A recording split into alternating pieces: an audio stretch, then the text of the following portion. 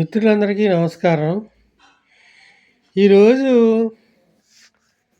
ఒక నీతి కథ చెప్పుకుందాం. ఏంటంటే,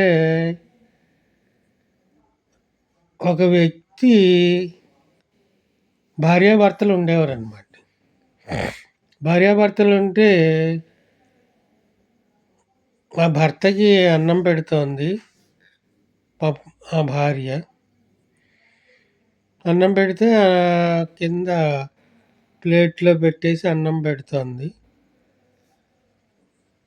ఆ ప్లేట్‌లో విస్తరాకేసి మామూలుగా అన్నం పెట్టింది. అన్నం పెట్టినప్పుడు భోజనం అయిపోయింది.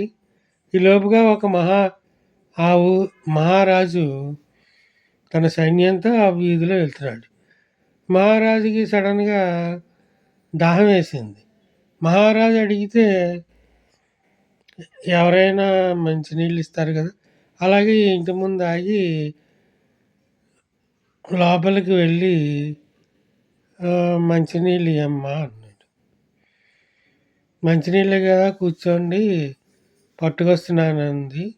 ఈలోపుగా ఈ భర్తకి ఏదో అర్జెంట్ పని ఉంది. సార్ మీరు తాగేసి వెళ్ళండి అని చెప్పేసి ఆయన ఏదో అర్జెంటుగా పని చూసుకోవడానికి వెళ్ళాడు. ఈలోపుగా ఆవిడ మంచినీళ్ళు పట్టుకొచ్చి చెంబుతో మహారాజు ముందు నుంచింది. అద్భుతమైన సౌందర్యం అన్నమాట ఆవిడది. కళ్ళు మిరిమెట్లు కలిపే సౌందర్యంతో అక్కడ నుంచునేసరికి మహారాజుకి దుర్బుద్ధి పుట్టింది. మంచినీళ్ళు తాగి, ఏమ్మా నువ్వు నేను ఈ దేశానికి రాజునని తెలుసు కదా. తెలుసండి. నువ్వు నాతో వచ్చేసినట్లయితే నీకు కావలసిన నగలు ధనము అన్నీ చేయించి ఇస్తాను. నీ మీద నాకు ఇష్టం కలిగింది అంటాడు. మా ఆవిడ చాలా తెలివైందన్నమాట. ఏమని చెప్పింది, సరే మీరు చాలా అలసిపోయి వచ్చారు కదా, మహారాజుని కాదంటే తల తీసేస్తాడన్నమాట. అటువంటి రోజుల్లో సరే అని చెప్పేసి ఇతనికి ఏ రకంగా బుద్ధి చెప్దామని, సరే కూర్చోండి మీకు కూడా భోజనం చేసి వెళ్దురు కానీ మీతో పాటు వచ్చేస్తాను.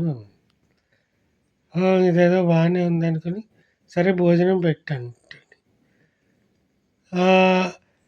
అతను అప్పుడే అన్నం తిన్నాడు కదా, ఆకులోనే కూర్చోండి సార్ అని భోజనం వడ్డించింది. ఆకులోనే. ఇదేంటి, నేను మహారాజుని, నీ భర్త తిన్న ఆకులో నాకు ఆహారం వడ్డిస్తే ఎంత ధైర్యం నీకు? నేను తలుచుకుంటే ఏమవుతుందో తెలుసా, నీ తల తీసేస్తాను. ఇప్పుడు నన్ను కోరడం కూడా మీరు అలాగే కోరారు కదా. ఆయన తినేసిన కంచంలో అన్నం తిన్నట్టే ఆయన మరి ఆయన భార్యని కదా నేను, అంచేత అది కూడా అలాగే ఉంది అని చెప్పేసి అంటుంది.